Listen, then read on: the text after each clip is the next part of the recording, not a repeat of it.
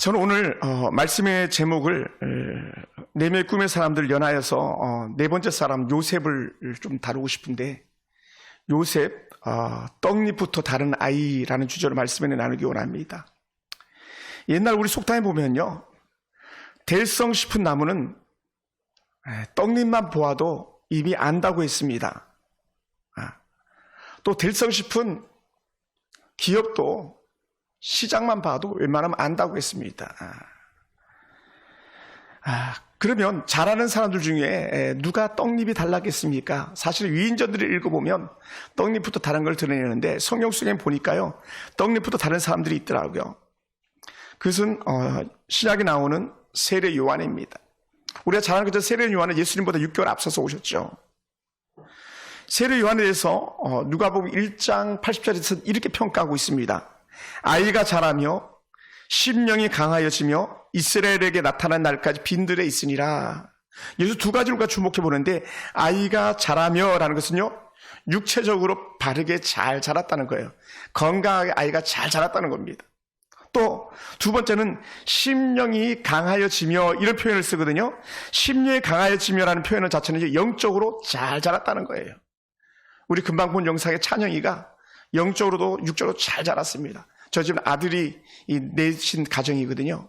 근데 그 아들들 넷이 다 잘 자랐습니다. 얼마나 보기 좋은지 모릅니다.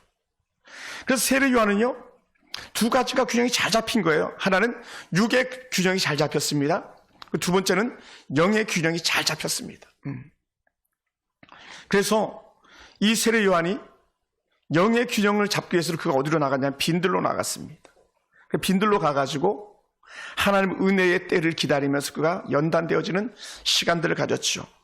그래서 빈들에서 영적인 사역을 준비하고 준비가 맞춰졌을 때에 그런 세상에 나와서 세상을 떠들썩하게 했던 그런 사람이 되었습니다.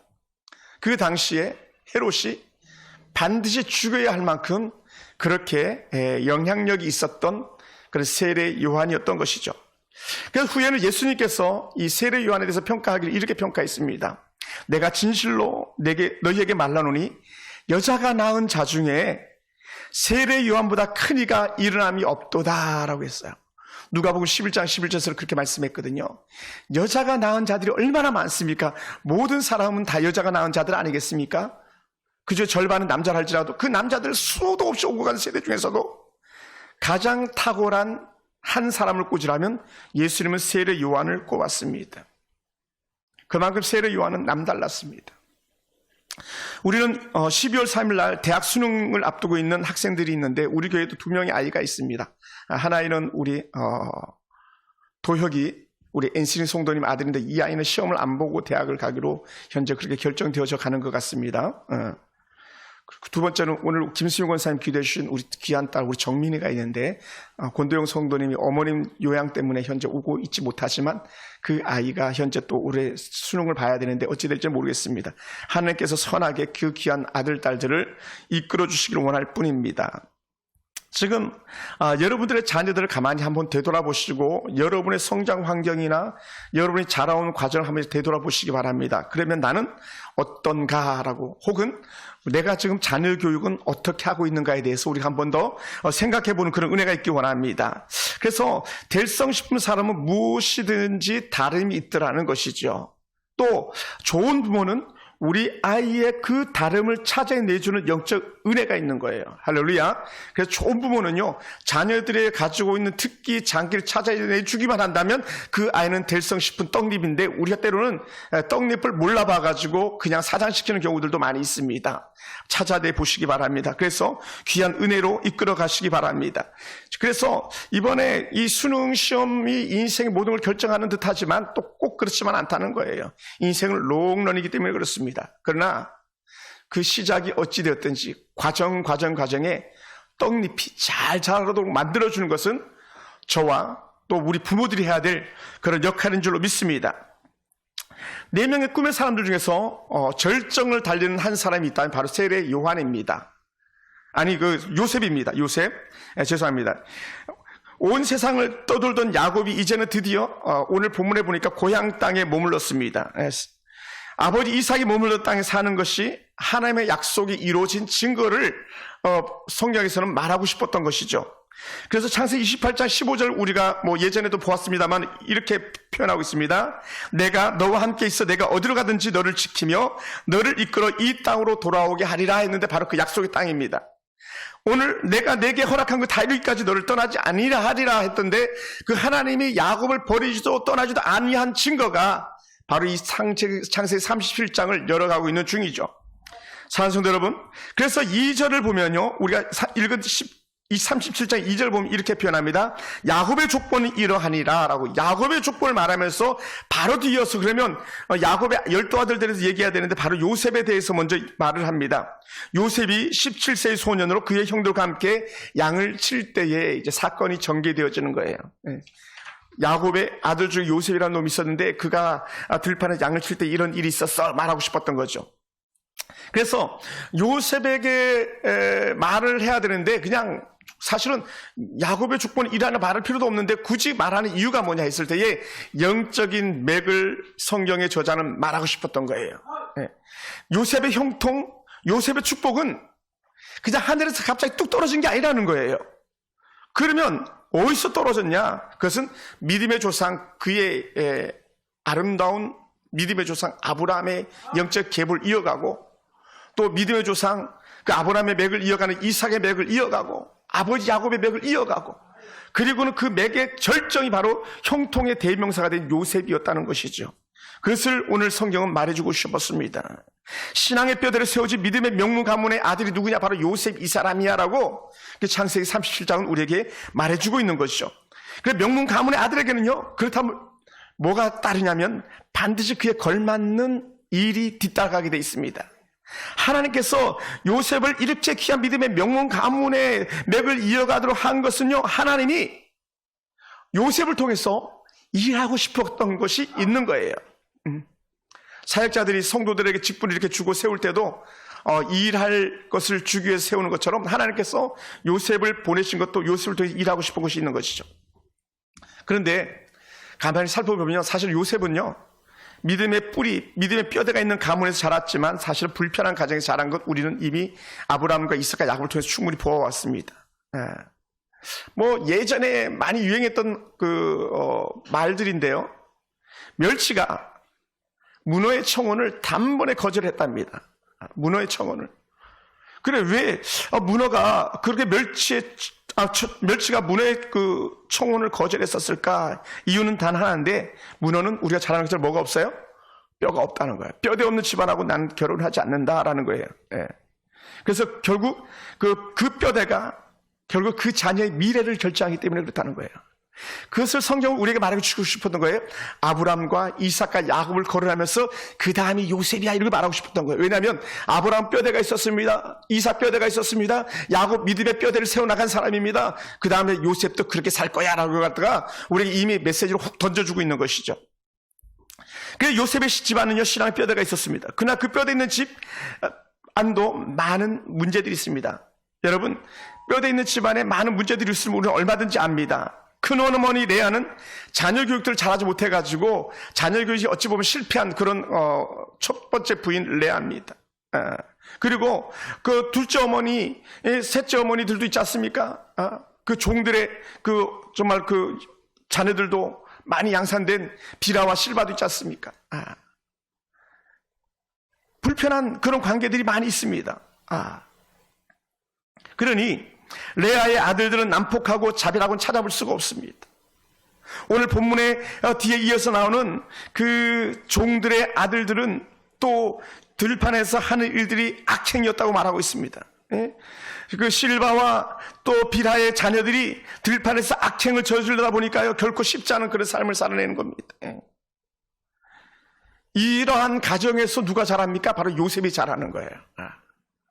그러니까 어찌 보면요, 가정 환경이 나를 이렇게 망가뜨렸습니다. 이런 말은 어찌 보면은 잘 어울리지 않을 수 있습니다. 왜냐하면 그 환경도 물론 중요합니다만 그 환경 속에서 어떻게 자신의 신앙의 뼈대를 가지고 달려가고 앞으로 나가냐가 더 중요한 것이라 생각되어집니다. 할렐루야.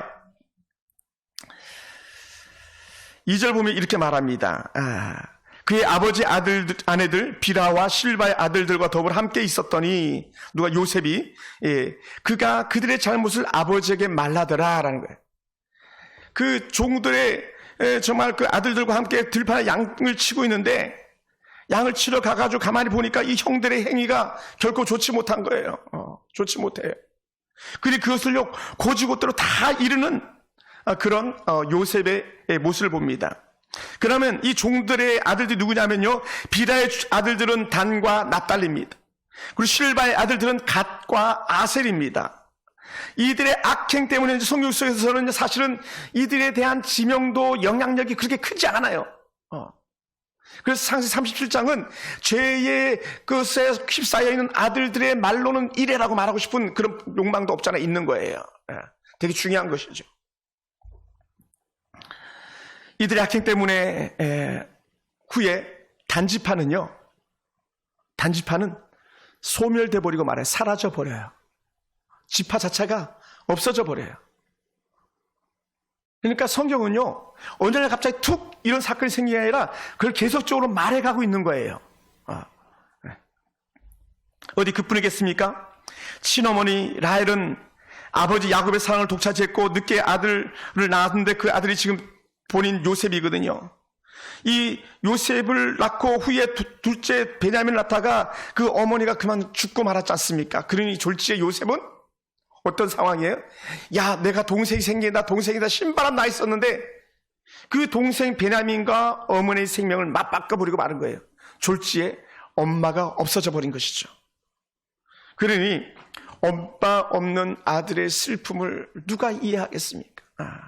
엄마와 떨어져 사는 것도 슬픈데 엄마와 영이별 죽음으로 완전히 갈라놓았으니 요셉의 성장 환경 외적으로 봤을 때 그렇게 썩 좋은 환경은 아닌 것을 우리는 볼 수 있습니다. 그러다 보니까 엄마가 없는 아들 요셉에게 어떻게 줄 수 있을까라고 생각했던 것이 야곱의 마음이었던 것 같습니다. 우리들도 그렇잖아요. 연약한 아들에게 더 잘해 주고 싶은 것이 아버지나 어머니의 마음 아니었겠습니까? 그러다 보니까 야곱에게 문제가 생겼는데 그게 뭐냐면 아버지 야곱에게 편애라는 것이 쿡 하고 들어와 버렸습니다. 편애. 야곱은 곱고 예쁜 여인 라헬을 위해서 7년을 일해도 조금 더 힘들지 않았었습니다. 근데 그렇게 곱던 여인이 아이를 낳지 못하고 오랜 세월 견디다가 마침내 하나님의 은혜로 아이를 줬는데 그 아이가 바로 요셉이었잖아요. 그러니 이 아이가 얼마나 애지중지했겠습니까? 늦동이 얼마나 애지중지합니까? 우리 교회도 우리 오늘 보이지 않습니다만 우리 하은이 얼마나 이쁩니까? 우리 교회 어린아이들 보면 얼마나 기쁘고 우리 대은이 보면 얼마나 사랑스럽습니까? 남의 아이도 그렇게 사랑스러운데 하물며 자기가 그렇게 아이를 갖기 원했던 사랑스러운 라헬이 낳은 아들 요셉이니 보통 내기가 아니었던 것이죠. 그러다 보니까 어떻게 돼요? 이 힘겨운 엄마 없는 아들, 이 아들에서 야곱은 최선을 다해서 가장 좋은 것으로 해주기 시작하는 거죠. 그래서 요셉을 편애한 이유를 갖다 성경은 우리에게 말해주고 있어요. 3절이에요. 정말 그런 거 3절을 같이 한번 읽어볼까요? 3절 다 같이 한번 읽어봅시다. 요셉은 시작. 요셉은 노년에 얻은 아들이므로 이스라엘이 여러 아들들보다 그를 더 사랑하므로 그를 위하여 채색 옷을 지었더니 라고 합니다. 할렐루야. 이스라엘이 여러 아들들보다 더 사랑했던 이유는 노년에 얻은 아들이다. 노년에 얻은 아들 플러스 거기에 누가 들어가요? 라헬이 들어가요. 라헬 플러스 또 뭐가 들어가요? 라헬이 죽어버렸기 때문에 더 사랑해야 될 이렇게 전개되고 있었을지도 모릅니다. 그러니 야곱이요 라헬의 아들이 얼마나 좋았겠어요. 그 아들 요셉이 사랑스러운데 하는 짓을 보니 더 사랑스러운 겁니다. 다른 형제들을, 다른 아들놈들을 보면 근심과 걱정만 끼치는데 늘 사고만 치는데 이 아들 요셉은 전혀 그렇지가 않더라는 거예요. 요셉은 그렇지 않더라. 하는 것마다 너무 이쁜 거예요. 사랑스러운 거예요.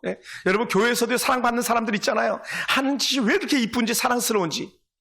근데 다른 놈들은 어떻습니까? 루벤 같은 경우는요 자기 부인을 갖다 거탈해버리고 막 뺏어가버리고 또 그나마 둘째, 셋째는 나가서 막 칼질해가지고 두려움에 떨게 만들고 문제투성인데 요셉은 너무 사랑스러운 거죠. 그러니 요셉을 사랑할 수밖에 없는 야곱의 그런 마음을 봅니다.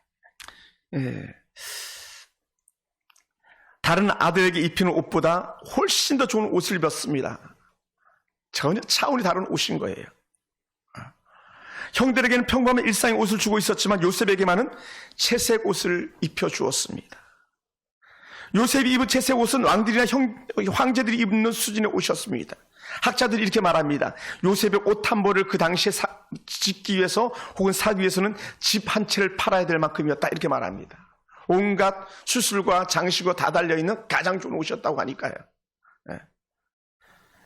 그러니 야곱이 요셉을 얼마나 편애했는지는 이 옷 한 가지만 보아도 우리는 알 수 있습니다. 그러면서 제가 원고에 좀 한번 슬쩍 던지겠습니다. 야곱은 탁월한 거예요. 성경은 미래를 내다보면서 말합니다. 이 채색 옷은 나중에 총리가 되어서 입는 옷과 동격이 되어집니다. 미리 내다보게 하는 거예요. 자식을 피하는 야곱의 큰 아픔이 다가오고 있습니다. 자녀들 부모들의 모습을 보고 배우고 자라간다 그랬잖아요.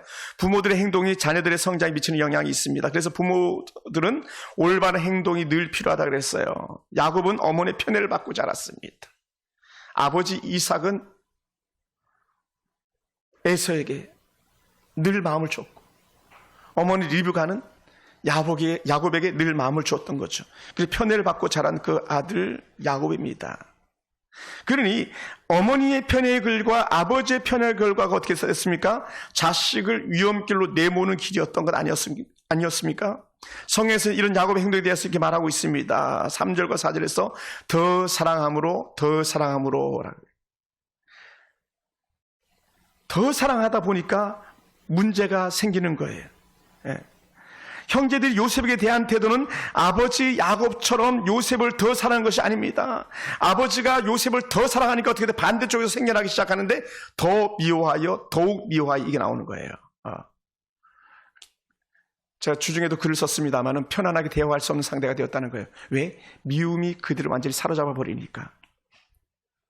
형제의 태도를 성경에서 이렇게 표현했습니다. 4절에 보니까 그를 미워하여 그에게 편안하게 말할 수 없었더라 라고 말해요. 미움은요, 대화를 단절시키는 힘이 있습니다. 미워하면 제일 먼저 나타나는 현상이 뭡니까? 대화가 끊어지기 시작하는 거예요. 가정에서도 그렇고 공동체에서도 그렇고. 그러니까 우리는 대화하기 원해, 대화해서 풀기를 원해 할 때에 미워하는 마음이 쌓이면요, 대화가 거절되어지고 결국은 상처로 남게 되어지죠. 그 결과 어떻게 됩니까? 5절에 보니까요, 그를 더욱 미워하였더라 해서 더욱이 앞에 또 다시 붙기 시작합니다. 그냥 미워하는 것도 아닌데 더욱 미워하였더라 이런 거예요. 그러니까 형제들이 요셉을 얼마나 싫어했는지 갖다가 우리는 성경을 통해서 알 수 있습니다. 그리고는 8절에서도 이렇게 말합니다. 그를 더욱 미워하더니 어떻게 돼? 그 다음부터는 미워하는 것에 대한 열매를 맺기 시작하는 거예요. 만나지 않습니다. 같이 먹지 않습니다. 이런 것들이 더욱 미워하는 결과인 거죠. 이것은 결코 좋은 은혜가 아닙니다. 그래서 편애는요, 결국은 미움을 낳을 따름이었어요. 그러니 에서 같은 경우도 야곱을 400명의 군사를 이끌고 와서 죽이려고 했던 거 아니었겠습니까? 요셉은 형들에게 미움의 불길이 더 타오르도록 길을 붓는 그런 연약함을 보입니다. 아버지가 볼 때 요셉은 남달랐습니다. 형들이 볼 때도 요셉은 남달라 보였습니다. 근데 그 남달라 보인 게 아버지에게는 좋은 측면이었는데 형들에게는 나쁜 측면이었던 거예요. 뭘요? 시기거리가 되는 것으로 보였습니다. 루벤 형이 보아도 그랬습니다. 모든 형제가 볼 때 요셉은 눈에 가시처럼 보이는 거예요. 저는만 없다면 저 옷이 내 옷이었을 텐데 아마 이구동성으로 그렇게 마음을 가지고 말했었을지도 모릅니다. 모든 형제들 볼 때 그래서 요셉은 눈에 가시였던 것이죠. 요셉의 나이가 17살이 되었습니다. 사례 분별이 가능한 그런 나이입니다. 요셉이 아까 그 종들의 형들과 함께 들에 양치러 갔다가 보니까 형들이 하는 짓거리가 아주 나빠요. 여러분, 사람이 살다 보면 나쁜 짓 할 수도 있지 않습니까? 실수할 수도 있지 않습니까? 근데 그거를 일일이 가서 아버지께 다 공하는 거예요. 아버지께 다 말해요. 미주알고주알 다 말하는 겁니다. 그러니 형님들 한 죄상이 어떤 죄상인지 성경은 말하고 있지 않지만 제가 볼 때 이런 것 같아요. 비라나 실바의 아들들이 옛날에 세겜에서 디나가 겁탈당한 적이 있었지 않습니까? 이방의 문화를 따라서 이방의 행동을 그대로 답습하고 살지 않았었을까 생각이 드는 거예요. 그러니까 나쁜 짓을 골라서 하는 그런 나쁜 아이들, 그들과 함께 패를 이루고 있는, 이제 그 본문의 후에 가면 또 제가 기회가 되면 다시 한번 말씀하겠습니다. 그들이 가지고 있는 문제점이 뭐였는가를 우리 주목해 볼 수 있거든요. 그러니 이 형들이 야곱에게 고자질하는 요셉이 같이 있는 것도 싫었지 않았겠습니까? 네. 안 그래도 정이 가지 않는 여종의 자식놈들인데 나쁜 짓까지 더 일삼으니 야곱은 그 아들들이 얼마나 미웠겠습니까? 그래서 후에 축복도요, 그냥 건성건성 축복으로 그렇게 하는 것처럼 보여지는 뉘앙스도 가질 수 있습니다. 그러니 형들은 그러면 그럴수록, 시간이 지나면 지날수록 미운 마음이 더해가는 거죠. 그러니까 때리는 아버지, 혼내는 아버지보다 고자질하는 요셉이 더 미웠을 겁니다. 제가 예전에 사역할 때, 2010년 사역할 때에 여동생이 바로 한 살 위 오빠의 모든 일을 갖다가 잘못하기만 하면 쫄쫄 달려가지고 엄마한테 이러는 그런 아이가 있었어요. 뭐 시간도 걸리지 않아요. 그냥 바로 달려가. 저랑 같이 두 아이가 신방을 같이 다녔었거든요. 즉시 가서 일러줘.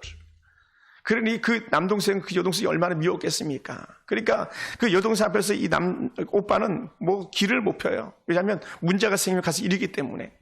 아마 이 형들이 이 요셉 앞에서 그랬던 것 같습니다. 안 그래도 화가 나는데 이 형들이 분을 사귀지 못하는 가운데에서 요셉이 화를 더 키우는 기름을 한 통 갖다 확 던져버린 것 같습니다. 그게 뭐냐면 자신의 꿈 이야기를 하는 겁니다. 요셉의 꿈을 꾼 이야기를 형들에게 들려줬더니 형들 분노는요, 그게 달아요. 그래서 나오는 게 뭐냐면 더욱 미워하였더라. 이렇게 꿈 얘기 듣고 나서 더욱이 들어간 거예요. 꿈 내용을 들어보니까 안 그래도 미운 동생인데 더 미운 말을 하고 있는 거예요. 그 꿈 내용은 이런 것입니다. 7절에 우리가 밭에서 곡식단을 묶더니 내 단은 일어서고 당신 단들은 내 단에 둘러서서 절하더이다. 형들이 다 동생 요셉에게 막 절을 하더라는 거예요. 여러분, 안 그래도 지금 화가 났는데 뭐라고 이종 자식이 그냥 주어받고도 남았을 것 같아요. 그러니 더욱 미워하더라 이렇게 나가는 거예요. 참, 자기 엄마는 아버지가 미워하고 아버지가 엄마를 미워하는 것에 더하여서 자기들도 미워하는 것처럼 보여지는 그런 형제들이었기 때문에요. 요셉에게 가진 감정은 결코 좋을 수가 없는 거죠. 그래서 더욱 미워하더라 이런 표현을 썼던 것 같습니다. 여기에 기름 세 통 중에 마지막도 한 통을 붓는데 분노의 극치를 달리게 만듭니다. 이 분노 때문에 결국은 요셉은 지면에서 당분간 사라져야 되는 그런 위기에 처하게 되잖아요. 요셉이 두 번째 꿈에 대해서 얘기하는데 꿈이 업그레이드 됩니다. 꿈이 업그레이드 돼요. 어떻게 업그레이드 됩니까? 9절에 보면 이렇게 표현합니다. 요셉이 다시 꿈을 꾸고 그 형들에게 말하 이르되 내가 또 꿈을 꾼즉 해와 달과 열한 별이 내게 절하더이다 하니라. 여기 업그레이드가 뭐예요? 해와 달과 별들이 내게 절하다. 해와 달은 누가 뭐라 그래도 금방 알아듣는 말이거든요. 아버지와 어머니가 절하더라. 이게 형제들만 절하는 것이라 아버지 아들까지도 이제는 어머니까지도 자기에게 절하더라이다. 근데 여기서는 이제 문제가 생기는 게 뭐냐면 이제는 누구까지도 아버지 야곱까지도 발끈하는 거예요. 이놈아, 진짜 내가 너한테 절할 것 같아. 엄마가 절할 것 같아. 그렇다고 여기 있느냐 이놈아 막 하면서 야곱이 요셉을 책망합니다. 그런데 후에는 야곱이 하는 말이 있습니다. 그의 꿈 이야기를 마음에 담아두었더라라고 해요. 사랑하는 성도 여러분, 제가 이렇게 사역하면서 또 살면서 생각해 보는 건데요. 때로는요, 한번 따라해 보려 다 말하지 않아도 됩니다. 다 말하지 않아도 돼요. 다 말하지 않아도 좋을 때가 있어요. 좋은 것을 가졌다고 동네방네 다니면서 자랑하지 않아도 될 때가 있습니다. 그 대표적인 한 사람이 히스기야 같은 사람인데 하나님께 나를 이렇게 낳게 하셨어 하다가 막 탕비고 보여준 거 아니에요? 그 탕비고 온갖 보물 다 보여줬다가 결국은 그것이 빌미가 돼서 후에 남유다가 사라져버리고 말거든요. 하나님 나 고쳐준 것만 자랑하면 되는데 자기가 가진 기물까지 다 보이면서 우리 이렇게 부자야 막 자랑한 거예요. 그것 때문에 히스기야는요 나중에 후회거리를 만들어내고야 말았습니다. 때로는 좋은 것을 가졌다고 그래서 동네방네 자랑하지 않아도 될 때가 있습니다. 때론 남의 허물을 덮어주는 아름다운 미덕이 필요하기도 합니다. 죄를 지적한다고 다 좋은 일이 아닙니다. 물론 목사는 죄를 지적하는 사람입니다만은, 그래서 돌이키게 하는 사람입니다만은 때로는 저도 한 눈을 감고 두 눈을 감아야 될 때가 있다고 간혹 그렇게 생각해 보게 됩니다. 왜냐하면 죄를 지적하고 나서는 좋았던 적이 단 한 번도 없었던 것 같아요. 죄를 미워하되 사람을 미워하지 말라고 됐습니다. 지금은 이 말들을 들은 형들은 분노가 미워하더라가 되었지만 후에는 이런 요셉에게 절제되지 않는 말들이 결국은 살기를 돌게 만들었던 것이죠. 그런데 우리는 다시 한번 기억해야 될 것이 있는데 다시 한번 따라합시다. 영적인 사람은 보고 듣고 느끼는 것이 다릅니다. 할렐루야. 하나님의 사람들이요, 신실한 믿음의 사람들은 보고 듣고 생각하고 느끼는 감정이 다르다는 거예요. 아멘. 이게 달라요, 달라. 어찌 보면 떡잎보다 다른 아이에게 이런 느낌이 있을지도 몰라요. 지금 야곱이 그렇습니다. 야곱은 아주 특별한 사람입니다. 야곱은 그의 인생 전체가 뭘로 디자인되어지냐면 꿈으로 인생으로 디자인되어졌던 사람이거든요. 문제가 생길 때마다 하나님 꿈에 나타나 주시고 아니면 하나님이 직접 나타나 주시고 그런 야곱이었어요. 그리고 어떻게 돼요? 꿈꾸는 야곱이 꿈꾸는 아들 요셉을 갖게 되는 거죠. 그래서 꿈으로 시작해서 꿈으로 열매를 누려본 사람이 누구냐면 아버지 야곱이거든요. 그러다 보니까 이 아버지 야곱이 꿈을 통해서 역사했던 경험이 있기 때문에 지금은 요셉을 혼을 내고 있지만 이놈아 진짜 내가 너한테 절할 것 같아 그러지만 어떻게 돼요? 사실은 자기가 절할지도 모른다라는 생각을 그가 품고 있었을지도 모릅니다. 그게 뭡니까? 마음에 간직해 두었더라가 거기에 해당하는 거예요. 할렐루야. 여러분, 탁월한 부모는요, 아들의 탁월함을 볼 수 있는 영적인 안목이 열려야 되는 거예요. 정말이에요. 그게 다른 거예요. 그래서 우리가 부모들이 자녀들에게 해야 될 건 뭐냐면 아이들에게 많은 걸 가르쳐보고 많은 걸 시켜보라는 거잖아요. 그죠? 이것저것 시켜보라는 거예요.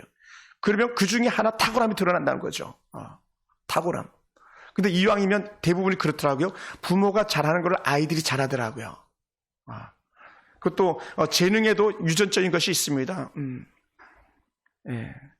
여담입니다만은 개봉적 뒤에 가면 한 귀한 교회가 있는데 그 교회 담임 목사님이 서울대 나온 목사님이세요. 친구 목사님이 서울대 나와서 아주 목회를 잘하고 계신데 이 아이가 늦게 난 아이가 있는데 이 아이가요. 우리 동기 목사님 최근에 교회 이름을 바꾼다라는 이런 얘기를 들었는지 아이가 교회 이름을 지어주더라고요. 겨우 6살, 7살도 채 안 된 아이입니다. 6살 정도 된 것 같아요. 얼마나 이쁜지 몰라요. 사랑스럽고. 요 아이가 목사님이 교회 이름을 짓는다니까 교회 이름을 A안, B안을 지었더라고요. 이 A안, B안을 세우는 것 자체가 탁월한 거예요. 원래는 뭘 하면 일반 제가 광명교회 사역할 때도 A안, B안, C안을 드러냅니다. 1안은 제일 좋은 거, 두 번째는 만약 이게 안 되면 이것도 안 되면 이걸로 하는데 얘는 A안, B안 두 개 중에 하나를 골라보세요 했는데 하나는 뭐냐면 으뜸교회라고 교회 이름을 불렸어요. 으뜸. 이름 좋지 않아요? 그래서 제가 인터넷 검색해봤어요. 진짜로 으뜸교회가 있나 했더니 전국에 4개의 으뜸교회가 있더라고요. 검색해서 나오는 교회 4개 전국에 으뜸교회가 있어요. 두 번째는 명랑교회. 교회가 막 명랑한 거예요. 밝고 활기찬 거예요. 저는 우리 교회가 명랑교회 같은 그런 분위기가 됐으면 참 좋겠습니다. 제 마음에도 그렇고 여러분의 마음에도 그렇고 날마다 명랑했으면 좋겠어요. 그러더니 한 주가 지나더니 갑자기 이 친구 목사님이 톡에다가 그림을 하나 쑥 올렸는데 두 가지 그림이에요. 하나는 명랑교회 로고, 하나는 으뜸교회 로고를 세웠어요. 그래서 으뜸교회 로고에는 이렇게 으뜸 이 편에다가 여기다가 십자가를 달아놨더라고요. 그래서 십자가 안에서 으뜸. 야, 근데 그 로고를 조금만 손질하면 진짜 으뜸교회 로고는 최상이었던 것 같아요. 그다음 명랑교회는 어떻게 했을까요? 명랑교회는 십자가를 가운데다 두고 양쪽에서 한쪽에 남자 한쪽에 여자가 막 십자가를 잡고 주워가지고 춤을 추는 듯한 그런 모양이었었어요. 6살 혹 많아야 7살짜리 아이가 그린 이름과 그림이었었어요. 그 아이가 궁금해요. 앞으로 어떻게 될지. 우리 찬영이가 앞으로 하나님 앞에 어떻게 쓰임받게 될지 궁금한 것처럼 저는 우리 교회 성도들의 자녀들이 저 아이가 커서 무엇이 될까 하는 그런 궁금증이 막 생겨나길 주님으로 축원합니다. 할렐루야. 그래서 하나님의 사람은요, 눈에 보이는 현상을 보는 사람들이 아니에요. 하나님의 사람, 눈에 보이지 않는 하나님이 하시는 일을 보는 사람들입니다. 할렐루야. 그래서 하나님의 사람은요, 하나님이 하신 일을 기대하는 사람이 되길 주님으로 축원합니다. 작은 것 때문에 넘어지고 작은 것 때문에 실망하고 작은 것 때문에 꿈을 거스르지 않게 되길 주님으로 축원합니다. 우리 여러분의 아들들에게, 여러분의 딸들에게, 또 우리 주의 교회에도 마찬가지입니다. 교회에도 작은 것 때문에 실망하고 작은 것 때문에 다투고 작은 것 때문에 무너지지 않게 되길 주님으로 축원합니다. 왜냐하면 꿈이 있기 때문에 그런 거예요. 할렐루야. 꿈이 있기 때문에 그래요. 한국의 수많은 교회가 리턴 선교사를 불러들이고 있습니다.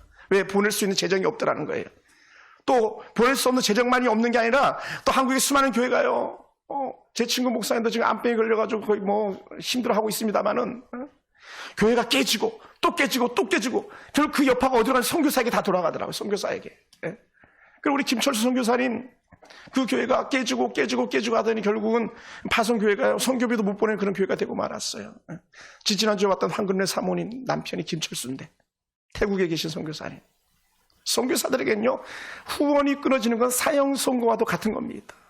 다시 말하면 교회가 건강하게 자라지 않는다는 것은 우리가 하나님의 거룩한 복음을 전하는 데에 그것이 스톱되어지는 거예요. 이런 일이 있어서는 안 돼요. 자녀들도 마찬가지. 부부가 화목하고 부부가 행복해야 그 아들, 딸들의 미래의 꿈길이 열리는데, 가정이 화목하고 가정이 명랑하고 돼야 아이들의 꿈길이 열리는데, 사실은 그렇지 못하면요, 아이들의 꿈길을 가로막는 부모가 될 수도 있더라는 거죠. 되게 중요한 부분들입니다. 그러니 야곱은 비록 엮이는 가정의 가장이지만 요셉을 알아보는 눈을 가지고 있는 거죠. 그래서 하나님의 사람은 하나님이 하실 일을 기대하는데, 이 야곱은 내심 저 아이가 어찌 될꼬라는 생각을 하는 거예요. 그 비슷한 표현이 누구에게도 나타나냐면 세례 요한에게도 혹은 예수님에게도 나타나는 표현들이거든요. 장차 저 아이가 어찌 될꼬. 사랑하는 성도 여러분, 때로는요, 부족해 보여도 하나님이 이끄는 자들에게는 미래가 있습니다. 부족해 보여야 돼요. 저는 기대가 돼요. 오늘 우리 교회 청년들이 정말 연약한 것 같지만 기대가 돼요. 저는 우리 교회가 많은 문제를 딛고 지금 살아오는 판을 걸어가는 듯이 걸어가고 있습니다만은, 그럼에도 불구하고 하나님이 여전히 제게 꿈을 주시고 그 꿈을 접지 않기를 원하고 계세요. 할렐루야. 여기에 우리가요, 뒤로 물러나면 안 됩니다. 사단이요, 꿈이 있는 교회를 흔들지 사단이 꿈이 없는 교회는 흔들지 않습니다. 왜냐하면 다음은 꿈이 없는 교회는 두고 꿈이 있는 교회 찾아가지고 사단이 무너뜨리거든요. 꿈이 있는 교회는요, 늘 시련이 따를 수밖에 없음을 여러분 기억하시기 바랍니다. 그러니 때로는 부족해 보여도요, 하나님이 이끄는 자들의 꿈이 있음을 여러분 다시 한번 기억하시기 원합니다. 형들에게 하는 요셉의 일이 부족해 보일 수 있습니다. 우리 형들처럼 생각할 수 있습니다. 이렇게 말할 수 있어요. 이놈아, 그럼 너만 잘났냐? 너만 잘났어? 너만 하나님 복주게 시겠냐? 이렇게 시기 질투할 수 있어요. 왜냐하면 자기들이 요셉에게 절한다는 것은 하나님이 그만 기억하고 그에게만 복을 준다는 거거든요. 그러니 어떻게 돼요? 그런 말을 듣는 자는 시기 질투밖에 생길 게 없는 것이죠. 그런데도 우리는 결코 잊어서는 안 되는 일이 있습니다. 요셉의 일대기를 보면요, 사실 요셉에게는 뭐를 찾아볼 수가 없냐면요, 기억하세요, 요셉에게는요 단 한 번도 죄를 찾아볼 수가 없어요. 할렐루야. 이삭에게도 사실은 죄는 찾아볼 수가 없는데, 이삭에게 연약함이 있다면 이삭의 연약함이 뭐냐면요, 그가 아들 에서를 조금 더 아끼거나 그랬었을지 몰라. 그게 연약한 거지. 이삭에게도 절대 죄를 찾아볼 수가 없어요. 그러다 보니까 어떻게 보면 이삭에는요, 고난이 없어요. 요셉에게 죄를 찾아볼 수 없습니다. 이게 달라요. 하나님은 이런 요셉을 통해 일하기 시작하는 거예요. 하나님은요, 죄덩어리를 가지고는 일할 수 없으신 하나님 줄을 제가 오늘 다시 한번 새롭게 봅니다. 하나님은 이런 꿈을 간 요셉에게 형통의 길로 인도하시는 거죠. 어떻게 해요? 죄와 영결별한 아이. 할렐루야. 그래서 저는 오늘도 새벽에 일어나서 계속 그런 다짐을 합니다. 하나님, 죄와 멀어지게 하시옵소서. 죄와 분리되게 하시옵소서. 죄의 생각을 쫓아내게 도와주시옵소서. 자, 지난주 중에도 잠깐 재소자 접견을 하고 왔습니다만, 재소자들은요, 죄인들은요, 얼굴이 핏빛이 사라져버립니다. 얼굴이 창백해가지고 웃음기를 잃어버리고 맙니다. 그래서 웃어, 힘들어도 웃어, 이런 얘기를 하고 왔습니다만, 죄는요, 우리에게 기쁨만을 빼앗아가는 것이 아니라 죄는 우리를 꿈길에서 이탈하도록 만드는 강력한 힘이 있습니다. 그런데 요셉은요, 그렇게 하지 않거든요. 사람의 꿈길을 막는 죄덩어리가 우리와 영 이별되어지길 주님으로 축원합니다. 사람이 죄 가운데 사는 것은 자기 미래에 대한 기대가 없기 때문인 거예요. 미래에 대한 기대가 있다면 죄와 영 이별할 수 있습니다. 자신의 꿈을 이루는데 꿈길을 가로막는 것이 죄덩어리거든요. 어리석고 미련한 것이거든요. 그래서 우리는 어떻게 돼요? 죄와 결별해야 되는 거예요. 하나님과 함께하라. 그리고 여러분 귀에 못이 박혀야 됩니다. 하나님, 내가 하나님을 가까이 하게 하시옵소서. 내가 하나님의 사람을 가까이 하게 하시옵소서. 내가 하나님을 정말 잘 믿는 사람을 가까이 하여 주시옵소서. 하나님을 잘 믿는 사람, 하나님 앞에 예배 잘 가까이 하게 도와주시옵소서. 이 고백이 있어야 돼요. 할렐루야. 에피소드입니다마는 이 평택구치소 소장이 이런 말을 하더라고요. 목사님 요새는요 절도죄가 줄어들었어요. 소매치기가 없어졌습니다. 그러더라고요. 왜 그러냐 했더니 당신이 그것도 해석을 해주시더라고요. 왜냐하면 우리는 이제 가는 데마다 CCTV가 너무 잘 돼 있기 때문에 다 찾아낸다는 거예요. 그러다 보니까 죄의 형태가 달라졌대요. 범죄가 늘어났다는 거. 어떻게? 죄가 기업 덩어리가 됐대요. 그러니까 그런 죄가 전에 1대1로 죄를 맺는데 지금은 그룹을 짜서 죄를 짓기 시작한다는 거예요. 예, 그룹을 짜서. 죄인들이 기업을 이룬다는 거예요. 그러니까 요새 조폭들이 칼질 안 합니다. 기업 그냥 왕창 다 독식해버립니다. 빠친코 이런 걸로 돈 버는 걸로 기업 다 사들입니다. 하는 행태가 달라진 거예요. 예. 여러분, 세상은 달라져도요, 우리가 하나님 앞에 사는 방법은 달라지지 않게 되길 주님으로 축원합니다. 그래서 오늘 우리는요, 저는 여러분과 제가 이랬으면 좋겠어요. 하나님, 내가 지금 심히 힘들지만 그럼에도 불구하고 여전히 꿈이 있기에 오늘 견뎌내게 도와주시옵소서. 할렐루야. 또 하나님, 내가 꿈이 있기에 내가 조금 더 정결하게 살게 도와주시옵소서. 할렐루야. 내가 꿈이 있으니까 정결하게 사는 거예요. 사기치면 안 됩니다. 가문이 이슬로 남의 마음을 빼앗아가면 안 됩니다. 뱀은 항상 두 말을 하잖아요. 두 말. 사단의 말에 여러분이 휘둘리면 안 됩니다. 사단의 게임에 넘어가가지고 죄를 덮서 물어서는 안 됩니다. 에서가 그런 사람이었거든요. 에서는 망령된 자라. 야곱은 달랐잖아요. 요셉은 달랐습니다. 예. 왜요? 그들에게 꿈이 있었기 때문에 죄인과 한 통 속이 될 수가 없었다는 것이죠. 할렐루야. 그래서 꿈이 있는 사람은 다르다는 거예요. 우리가 만날 요셉은요, 단순히 철보지 그런 아들이 아닙니다. 아버지의 사랑을 받고 어리지나 부리는 그런 아들이 아닙니다. 요셉에게는 하나님 주신 꿈이 있었기 때문에 그 꿈 때문에 죄를 지을 수 없는 그런 아들이었다는 것이죠. 그러다 보니까요, 꿈이 있는 인생은 순탄하지가 않더라고요. 꿈이 있기에 정신없이 내리막길 막장 인생으로 치달리는 것이었습니다. 유감스럽지만 저는 돈을 벌어오는 것이 없습니다. 왜냐하면 제가 돈이 들어오기만 하면 학원 다니고, 돈이 들어오기만 하면 책을 사고, 돈이 들어오기만 하면 공부를 했습니다. 계속 공부했어요. 계속. 하다못해 나중에는 설교학교라는 그런 학교 다니면서 설교를 어떻게 하면 잘할 수 있을까, 여기도 돈을 수도 없이 쏟아붓습니다.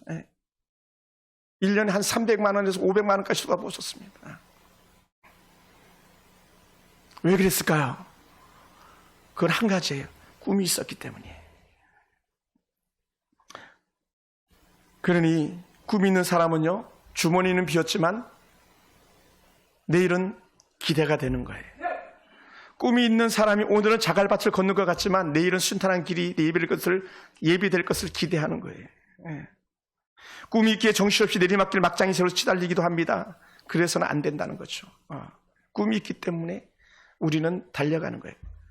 최근에 트로트 가수 8명인가 7명에 대해서 누가 한마디 툭 정의하더라고요. 뭐라고 하냐면, 그들은 비록 늦게 떴지만 한결같이 그들은 성실하게 그 길을 가더라라는 거예요. 성실하게 그 길을 가더라. 안타깝습니다만은 호중이 같은 경우는 보험수가도 많이 부르고 찬양도 많이 했는데, 사실 옛날에 잠깐 헤맸던 것이 상처가 되고 그것이 죄의 흔적이 돼가지고 7명가에서 이탈하고 말하지 않습니까? 안타까운 얘기지만 그만큼 내 자신을 관리하는 것이 그만큼 중요한 거예요. 너 전에 뭐 했어? 너 전에 어떻게 살았어? 이게 너무너무 중요한 거죠. 그러니 요셉의 뒤안길은 돌아보면 돌아볼수록 더 깨끗하고 더 깨끗하고 더 깨끗하고, 그러니 어떻게 이런 사람 하나님께 데려다 쓰시는 거죠. 사랑하는 성도 여러분,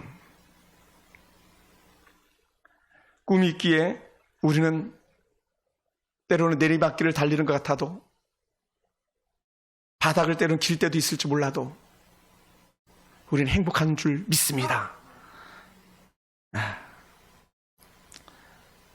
꿈이 있는 사람들은 그 꿈길을 결코 포기하지 않습니다.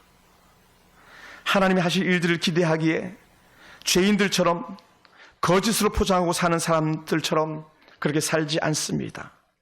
요셉이 형들과 다름이 고난의 시작이지만 이 고난의 시작이 하나님을 경험하는 새로운 축복의 통로를 여는 길이 되기 때문에 그렇습니다. 중요한 것은 죄를 짓는 죄덩어리들만 그를 몰라보는 거예요. 본인은 알아요. 고난조차도 하나님께서 내게 주신 예비된 길이라는 것을요. 사랑하는 성도 여러분, 말씀을 마무리하겠습니다. 우리도 각자가 다 다른 꿈을 가지고 있지만 삶을 대하는 태도나 죄를 대하는 태도는 다 다르게 표현될 것입니다. 형들은 요셉의 꿈길을 가로막고 서지만 하나님은 요셉의 길을 여시는 하나님입니다. 형들은 요셉에게 분노로 대했지만 하나님은 요셉에게 사랑으로 대하셨습니다. 그럼 우리도 하나님의 사랑을 받는 사람입니까? 모든 사람을 사랑으로 대할 수 있는 은혜가 있어지기 원합니다. 사랑을 받는 가정입니까? 주변에 있는 가정을 사랑하는 사람들로 쓰임받게 되기 원합니다. 사랑을 받는 교회입니까? 그렇다면 우리 교회 문을 열고 또 다시 사랑하는 사람들을 세상으로 보내서 세상을 부어줄 수 있는 그런 교회가 되길 주로 축원합니다.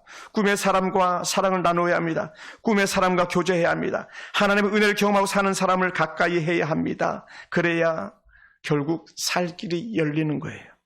그래야 행복문이 열리는 줄 믿습니다. 저는 다시 한번 간절히 원합니다. 우리 교회 자녀들이 떡잎부터 달리 보이는 그런 멋진 아들들이 되기를 주의 이름으로 축원합니다. 기도하겠습니다.